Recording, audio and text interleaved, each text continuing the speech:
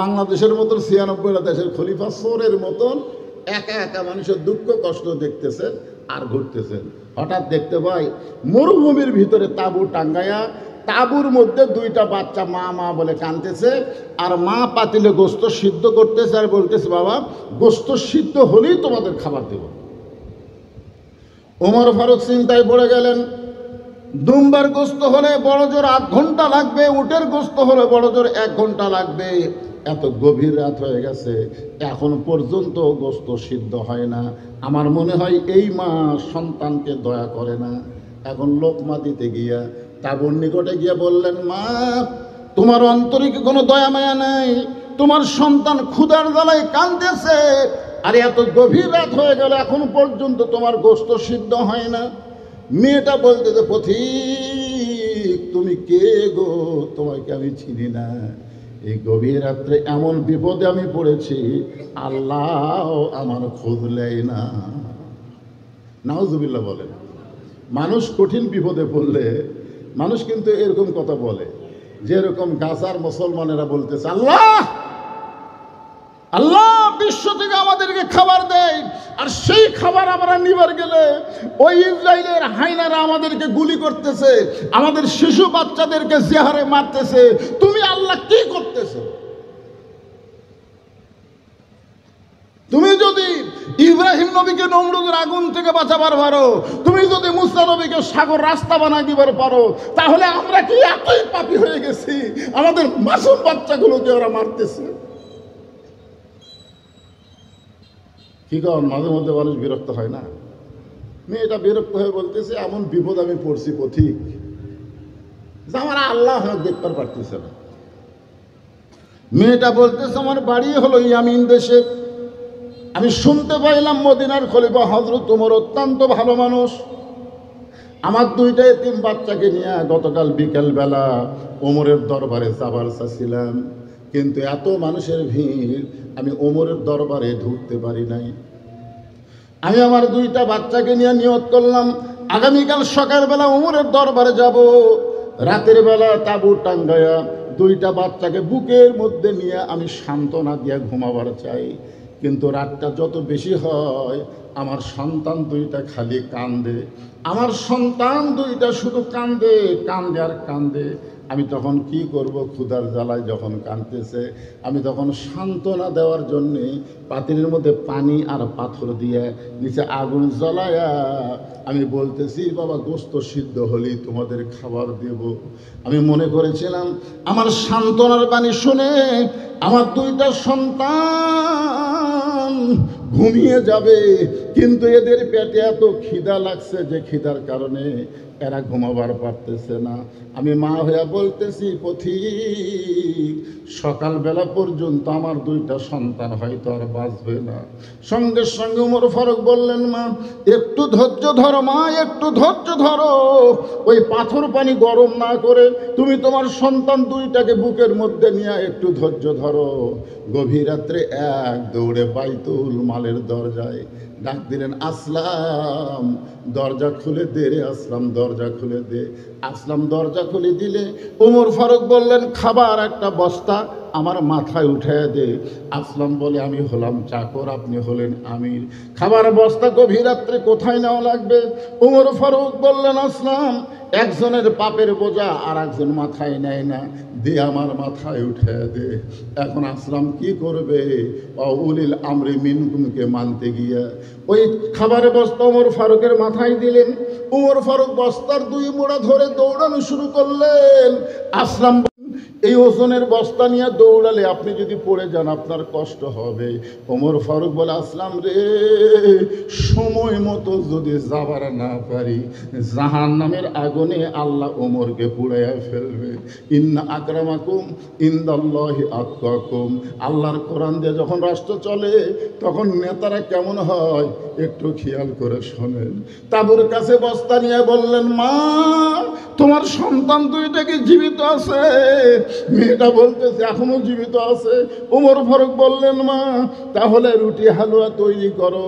মেয়েটা রুটি হালুয়া তৈরি করে যখন ওমরের হাতে দেয়, ওমর দুইটা সন্তানকে দুই উরাতের উপরে বসায়া দিয়া দুই সন্তানের গালে চুমু দিয়া উঠি ছিঁড়া হালুয়া নিয়ে যখন মুখে দেয়, দুইটা সন্তান ফ্যাল ফ্যাল করে ওমরের দিকে তাকায়া থাকে। তুমি কে গো, তুমি কে?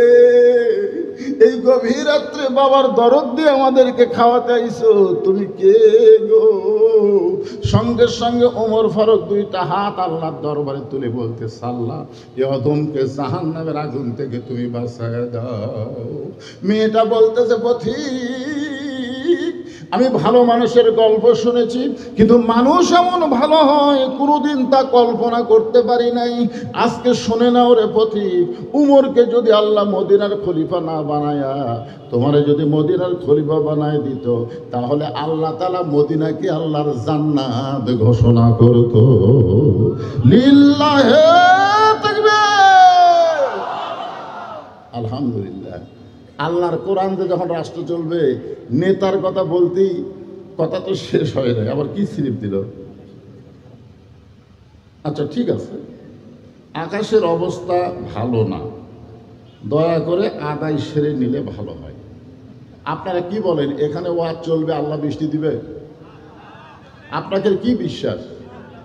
হ্যাঁ, as-সাদাকাতু তারুদ্দুল বালা। আল্লাহ রাসূল বলেছেন, আল্লাহ রাসূল বলেছেন দান সদকা করলে বালা মুসিবত দূর হয়। এ কথা সত্য না মিথ্যা? বিশ্বাস করেন কারা কারা কত সত্য? নবীর হাদিসের ব্যাপারে যে হাত উঠবে না ওই কাফের হয়ে যাবে। দুই হাত টান টান করে তোলেন, হাত নামান। এই যে বৃষ্টি আসবে আসবে, এই যে বালা, আজকের মাহফিলের জন্য বৃষ্টি হলো একটা মুসিবত, জোরেগণ ঠিক কিনা?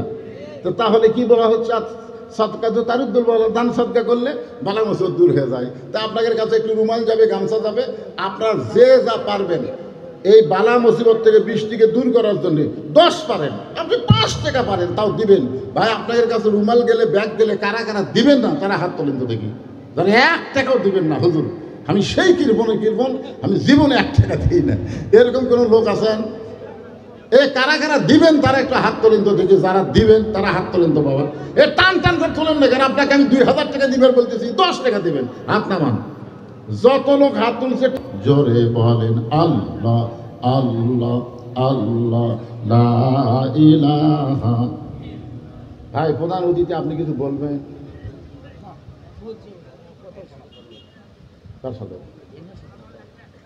আচ্ছা, আপনি কিছু বলবেন না?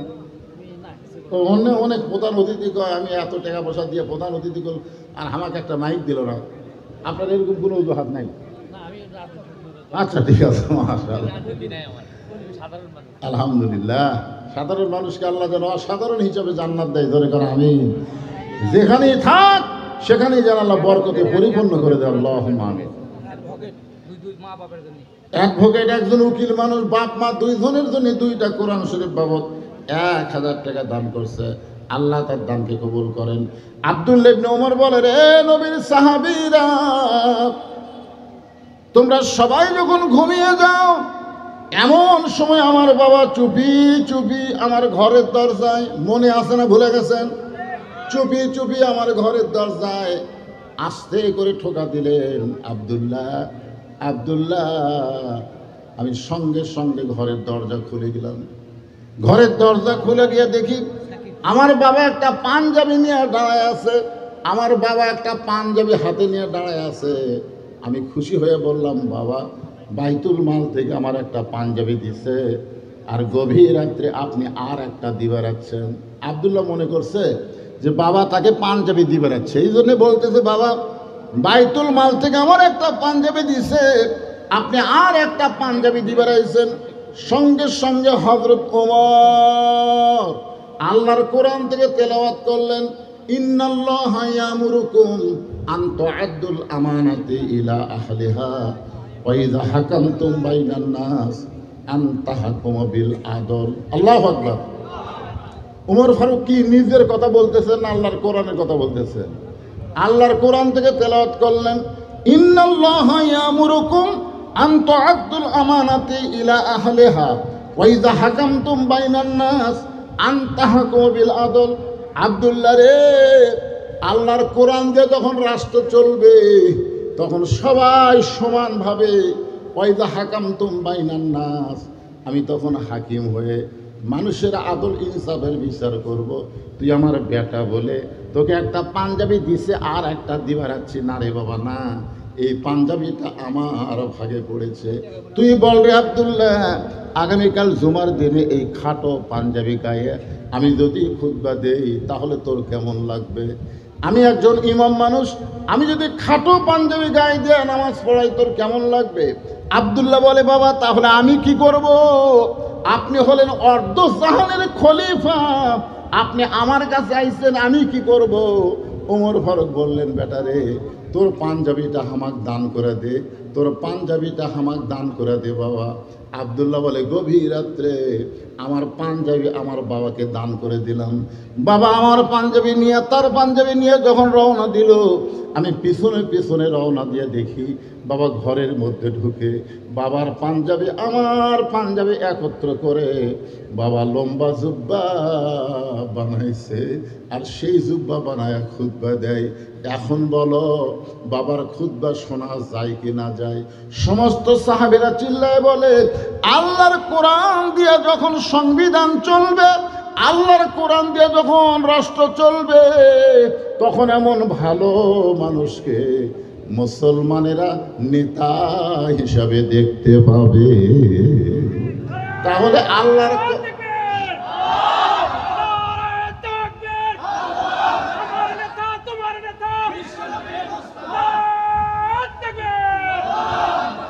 আল্লাহর কোরআন দিয়ে যখন রাষ্ট্র চলবে তখন ভালো মানুষকে নেতা হিসাবে দেখা যাবে। আমরাও কি চাই? আল্লাহর আইন চাই, সৎ লোকের কথা কন না কেন, সৎ লোকের শাসন চাই, আল্লাহর আইন চাই। আল্লাহর আইনে সৎ লোক, বদ লোক যায় ওটি পারবি না তো, কারণ খুব ঠেলা আছে। তো এখন এতক্ষণ পর্যন্ত আল্লাহর কোরআন দিয়ে রাষ্ট্র চললে একজন নেতা কেমন হবে সেটা আপনারা শুনলেন। এখন আল্লাহর কোরআন দিয়ে যখন রাষ্ট্র চলবে তখন একজন কর্মী কেমন হবে, কর্মীরা তখন কেমন হবে, এটা আমাদের জানার দরকার আছে না নাই? আল্লাহর কোরআন দিয়ে যখন রাষ্ট্র চলবে তখন প্রত্যেকটা মানুষ কেমন হবে এটা নিজের চোখে দেখার জন্যে দিয়ে দেন।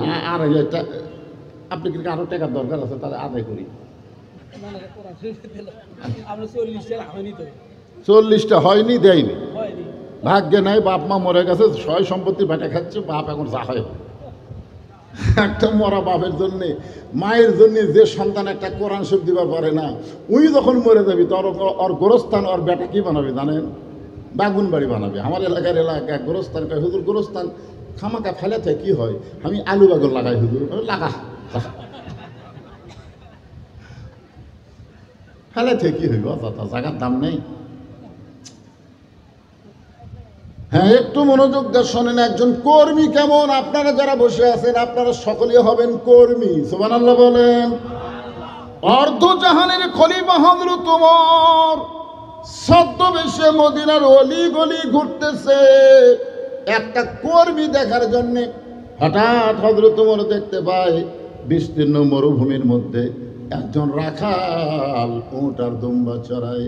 হযরত ওমর শুধুমাত্র আল্লাহর কোরআন দেখার জন্যে, শুধুমাত্র কোরআনটা কেমন, কোরআন কাগজে লেখা একটা কিতাব না, কোরআন হলো বাস্তব জীবনে আমল করার একটা গ্রন্থ। ধরে গণ ঠিক কিনা? রাখালকে সালাম দিয়ে বললেন, রাখাল ভাই আমার পেটে ক্ষুধা লাগছে, আমি উটের এক পেয়ালা দুধ চাই। রাখাল মুচকি মুচকি হাসে। ওমর ফারুক বলে, রাখাল আমি তোমারে সালাম দিলাম, উটের দুধ চাইলাম, আর তুমি মুচকি মুচকি হাসো। রাখাল বলে, তোমার সালামের উত্তরও দিব না, তোমাকে উটের দুধও দেওয়া যাবে না। ওমর ফারুক বললেন, আমার অপরাধ কি? রাখাল বলতেছে, তোমার অপরাধ হলো আগে তোমার পরিচয় দাও। ওমর ফারুক চিন্তায় পড়ে গেলেন যে আমি অর্ধ পৃথিবীর খলিফা হইয়া ছদ্মবেশ ধারণ করে আল্লাহর কোরআন দেখতে চাই, আর এই বেটা বলতেছে আপনার পরিচয় না দিলে আপনার সালামের উত্তর দিব না, উটের দুধও দিব না। আমি এখন কি পরিচয় দিব, আমি কি পরিচয় দিব? এমন সময় আল্লাহর কোরআন এসে বলতেছে, ওমর রাখাল যখন তোমার পরিচয় চাইছে তুমি আসল পরিচয় দাও। তোমার আসল পরিচয় হলো মিল্লাতা আবিকুম ইব্রাহিম হুয়া সাম্মাকুমুল মুসলিমিন। কি বুঝলেন? আসল পরিচয় বজলু শীত, আসল পরিচয় বক্তা, আসল পরিচয় ইমাম, আসল পরিচয় বীর মুক্তিযোদ্ধা, আসল পরিচয়ের কন্ট্রাক্টর, এগুলো আসল পরিচয় না, এগুলো হলো ভেজাল পরিচয়। আসল পরিচয় হলো আমরা মুসলমান। যখন আসল পরিচয় কি? আল্লাহ কোরআন কি বলেছে? এমপি না হইয়া মরো না, চেয়ারম্যান না হইয়া মরো না, ডাক্তার না হইয়া মরো না, এই কথা আল্লাহ বলেছে। আল্লাহ বলেছে লা তামুতুন্না ইল্লা ওয়া আনতুম মুসলিমুন, মুসলমান না হইয়া মরিও না। তাহলে দুনিয়াতে যারা পরিচয় মুসলমান দিবে, মরার সময় তারা মুসলমান হয়ে মরতে পারবে। দরকার কথা ঠিক কিনা? এই মুহূর্তে যখন বলবো আমাদের আসল পরিচয় কি, আপনার সকলে জবান খুলে বলবেন মুসলমান। যারা বলবেন না তাদের কান্দের ফেরেশতা। তোমার দুই কান্দে দুই কি, দুই কান্দে দুই মোহরি, লেখিতেছেন ডায়েরি, দলিল দেখে রায় দিবে, টাকা পয়সার নাই কারবার, কেরামান কাতিবিনা ইয়ালামুনা মা তাফালুন। আমাদের আসল পরিচয় কি? এতগুলো মুসলমান থাকতে আপনারা এই স্লোগান দিলেন। ফেরেশতারা বলতেছে আল্লাহ আমরা তোমার কোরআনের মাহফিলে গেলাম, তোমার বান্দার পরিচয় দিল আমরা মুসলমান। আল্লাহ বলে যত গুনাহগারী হোক না কেন আমি তাদের নাম জান্নাতি হিসাবে কবুল করে নিলাম। কেন সাহস করে বলা যায় না কি? যত বড় গুনাহগার হই আমরা মুসলমান। এই ব্যাপারে কোনো সন্দেহ আছে নাকি? সন্দেহ আছে? তাহলে আমাদের আসল পরিচয় কি? আরো জোরে, জোরসে বলুন। জোর হলো না? মাশাআল্লাহ। ওমর ফারুক বলতেছে রাখাল আমার আসল পরিচয় হলো আমি একজন মুসলমান। রাখাল বলতেছে আসল না নকল? এইবারই তো ওমর ফারুক ধরা খাচ্ছে। মুসলমান তো মুসলমানই, এর মধ্যে ওর আসল নকল কি? আসল মুসলমান তারা মাগরিব এশার নামাজ পড়ে ওয়াজ শুনতেছে, যারা মাগরিবও পড়েনি এশাও পড়েনি, ওই ফজরও পড়বি না, ওই যতই মুসলমান মিছিল করুক কাম হবে না। কারণ রাসূল বলেছেন লা সালাত লা ঈমানা, যার নামাজ নাই তার ঈমান নাই। লা সালাত লা দীনা, যার নামাজ নাই তার কোনো ধর্মই নাই। বাইনাল আবদি ওয়াল কুফরি তরকুস সালাত, বান্দা আর কাফেরের মধ্যে পৃথক করার জিনিসটার নামই হলো নামাজ। তাহলে আপনারা এখানে যারা বসে আছেন, আমি সবাইকে বলতেছি না, যারা মাগরিব এশা পড়েননি তারা খালি নিজের বিবেকের দিকে খেয়াল করে দেখেন তো, আপনি ফজর পর্যন্ত বাঁচার গ্যারান্টি আছে? একটু চোখ বন্ধ করে দেখেন তো। শেখ হাসিনার লাগাল মাজাত নাই বল, দুইজন ধরে টেজর তুলে দেয়। আমরা দেখছি ভাই, দুইজন ধরে টেজর তুলে দেয়, ওই মাইক পায়া কাঁপতে কাঁপতে কয় খেলা হবে। এবার এশিয়া কাপে বুঝে গেছে বাংলাদেশের ছেলেরা কেমন খেলে। ওরে কিরা শালারা মাদাত নাই বল খেলবার যায় কি? একের বলই নাই, এবারে ব্যাট হাতে কাঁপতে আউট হয়ে যায়। আর একটা স্বামী হোসেন খেলা হবে, ওরে ওয়ার্দার মশান ভাই। খুব খেয়াল করে শোনেন, আসল মুসলমান আর ভেজাল মুসলমান। আপনি কি বলতে পারেন ফজর পর্যন্ত আপনি বাঁচবেন? তাহলে ফজর পর্যন্ত বাঁচার গ্যারান্টি যদি না থাকে, তাহলে কেন মাগরিব এশা পড়লেন না? কেন আপনি মাগরিব এশার নামাজ পড়লেন না? ফজর পর্যন্ত যদি আপনার বাঁচার গ্যারান্টি না থাকে। উমর ফারুক বলে রাখাল মুসলমান তো মুসলমান, এর মধ্যে আসল নকল কি? রাখাল বলতেছে আসল মুসলমান যারা হবে তারা সাওয়ার ব্যাপারে সতর্ক থাকবে। দরকার হলে ফাঁসির মঞ্চে যাবে, কিন্তু রাষ্ট্রপতির কাছে বাঁচার দরখাস্ত লিখবে না। এরকম আসল মুসলমান বাংলাদেশে আপনারা দেখেননি? মতিউর রহমান নিজামী নাম শুনছেন? তাকে এসে বলতেছে উকিল সাহেব, স্যার আপনি হলেন একটা দলের আমির, আপনি যদি রাষ্ট্রপতির কাছে বাঁচার দরখাস্ত লেখেন আর রাষ্ট্রপতি যদি আপনার দরখাস্ত মঞ্জুর করে তাহলে আপনার ফাঁসি কার্যকর হবে না। লেখেন তো স্যার একটা বাঁচার দরখাস্ত। মতিউর নিজামী মুচকি মুচকি হাসে। উকিল বলে, হাসেন কেন? বলে, হাসার কারণ হলো আমার জীবনে 3টা রাষ্ট্রপতিকে আমি ক্ষমতা থাকা অবস্থায় মরা দেখছি। যে রাষ্ট্রপতির কাছে আমাকে বাঁচার দরখাস্ত লিখতে বলতেছো, এরকম 3টা রাষ্ট্রপতিকে আমি ক্ষমতার থাকা অবস্থায় মরা দেখছি। একটা হলো শেখ মুজিবুর রহমান, একটা হলো জিয়াউর রহমান, একটা হলো জিল্লুর রহমান। যারা ক্ষমতা থাকতে নিজেরাই মরে যায়, তাদের কাছে কোনো ইমানদার জীবন ভিক্ষা চাই না। জোরে কোন কথা ঠিক কিনা? কথা বলেন। একটু মনোযোগ দিবেন। আসল মুসলমান যারা হবে তারা কোনোদিন বলবেন আমার দয়াল বাবার দরবারেতে কেউ ফিরে না খালি হাতে। বাবা যদি কিছু দেয়, বাবা যদি কিছু দেয় বাবাকে। একটু মনোযোগ দিবেন। রাখাল বলতেছে, তুমি যদি আসল মুসলমান হও, তুমি দুধ চাইছো কার কাছে? সঙ্গে সঙ্গে ওমরের চোখ দিয়ে পানি পড়তেছে। আল্লাহ, তোমার কোরআন যখন দুনিয়াতে চালু থাকবে, ওমর যদি ভুল করে একটা রাখাল পর্যন্ত ভুলটা ধরতে পারবে। আপনাদের মসজিদে আল্লাহর কোরআন চালু আছে না নাই? আপনাদের মসজিদের কথা বলতেছি। ইমাম সাহেব টাইটেল পাস, দাওরা পাস, এতদিন আসরের নামাজ 4 রাকাত পড়াছে, কিন্তু আজকে 3 রাকাত বসে গেছে। এতদিন কয় বৈঠক দিছে? 2 রাকাত পরে 1 বৈঠক, 4 রাকাত পরে 1 বৈঠক। কিন্তু আজকে ইমাম সাহেব 3 রাকাত যেই বলছে, 4 নম্বর কাতার থেকে এক ভ্যানালা অটো ভ্যান চলায়, উনি আবার বলছে আল্লাহু আকবার। ইমাম সাহেব বলতেছে, তুই যতই লোক মাদে, হ্যাঁ মোট মারে, এতদিন পড়াছি 4 রাকাত, আজ 3 রাকাতেই বসে থাকবো। আমি ওট মো না, দরকার হলে দিনের ভোর রাতে দেবো, মানুষ না আসলে ড্যামি দিব, তাও আমি ক্ষমতা ছাড় মো না। এই মনে করে যদি মসজিদের ইমাম বসে থাকে, আপনারা বলেন তো মসজিদের মুসল্লি ইমামের পক্ষে হবে না ভ্যানালার পক্ষে হবে? কেন ভ্যানালার পক্ষে হবে? যে মসজিদ ইমাম তোর বাপের আইন চলে না, মসজিদে আল্লাহর আইন চলে। ঠিক মতো নামাজ পড়াবি তো পড়াবি, না পড়ালে তোরে বাদ দিয়ে নতুন আর একটা নেতা ইমাম নিয়োগ দিব। জোরে কোন কথা ঠিক কিনা? মসজিদে আইন চলে কার? আরো জোরে বলে। হ্যাঁ, নিজের চোখে দেখছি ভাই, ডান পাশে আওয়ামী লীগ, বাম পাশে বিএনপি, মাঝখানে জামাত, নিজের চোখে দেখছি।